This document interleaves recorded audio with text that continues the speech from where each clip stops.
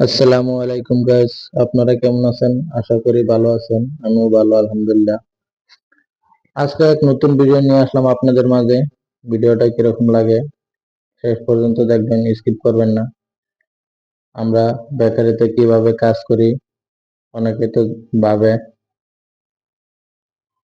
আজকেও তৈরি করবো আমরা সিট পরোটা কিভাবে তৈরি হয়, যেটা নাকি চিনি দেওয়া হয়, মিঠা পরোটা। ওইটা ওইটা বেকারিতে বনে। এই ময়দাটা দেখছেন, 4.5 কেজির জন্য ময়দা। 4 কেজি ওজনের ময়দাটা একটা শীট হয়, একটা শীটে একভাবে মেলতে হয়।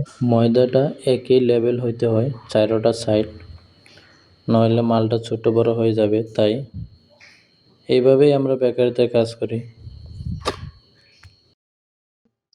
ময়দাটা অনেকগুলা ছিল, দেখতে এখন দেখা যাচ্ছে ছোট। ওইটা দিয়ে অন্য মাল তৈরি হয়ে গিয়েছে, ওইটা নেক্সট টাইম অন্য ভিডিওতে দেখাবো। এটা দিয়ে অল্প ময়দা আছে, ওইটা দিয়ে সিট পরোটা তৈরি করছি। চিনি দিচ্ছি, চিনি দিয়েছি এটার মাঝে দিয়েছি এলাচি, যেটা আমরা এলাচি বলি, এলাচির পাউডার যেটা, এটা দিয়েছি সুস্বাদুর কারণে। দিয়ে ওইটাকে সিট পরোটা বানাচ্ছি আমরা। সিট পরোটা কিভাবে বানাচ্ছি এটা দেখেন। প্রথম চিনি দিলাম, এলাচি গুঁড়া দিলাম। এখন চিনিটা ডাবিয়ে দিচ্ছি যাতে ময়দার ভিতরে হামায় যায়। এখন গিয়ে এটার মধ্যে টুটি ফুটি দিব। প্রথম দিলাম আমরা লাল টুটি, লাল টুটি ফুটি যেটা ওকে বলে, ওইটা দিচ্ছি। তারপরে দিচ্ছি নীলাটা, নীলা টুটি ফুটি যেটা, এটা দিয়ে দুইটা দিয়ে চিনি দিলাম, এলাচি দিলাম। এটা পারলে আপনারা ঘরেও তৈরি করতে পারেন, যদি মিনি ওভেন থাকে মিনি ওভেনে দিয়ে।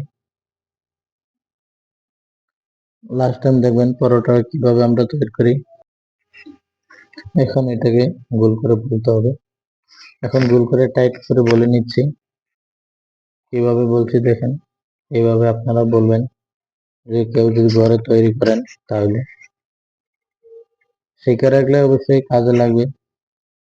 আর এর মাঝে আরেকটা কথা বলে যাই, বেকারি যদি কেউ কাজ করতে চান আমার সাথে যোগাযোগ করবেন। বেকারি কাজ আছে, এখন ডিসেম্বর চলছে, বেকারি কেক বানানো পুরা সিজন। এখন বেকারিতে অনেক লোক লাগে, আমাদের এখানেও লাগে একটা, অন্য জায়গায় লাগে। ভিডিওর স্ক্রিনে তো আমি নম্বরটা দিয়ে দিয়েছি, আপনারা কেউ কল করবেন না, শুধু হোয়াটসঅ্যাপ করবেন। আর পরোটাটা কীরকম হয়েছে আপনারা কমেন্ট করে বলে যাবেন। আশা করি ভিডিওটা আপনাদের মাঝে ভালো লাগবে, লাস্ট পর্যন্ত দেখবেন। এখন পরোটাটা মেলানোর পালা, এখন মেলাবো, দেখবেন কিভাবে মেলানো হয়। বেশি বড়ও নয়, অল্প ছোটও নয়, মিডিয়াম সাইজ। ওইটা আমাদের এখানে হোলসেল বিক্রি হয় 15 টাকা, আর এমনি দোকানদার খুচরা বিক্রি করে 20 টাকা 20 টাকা এরকম বিক্রি হয়।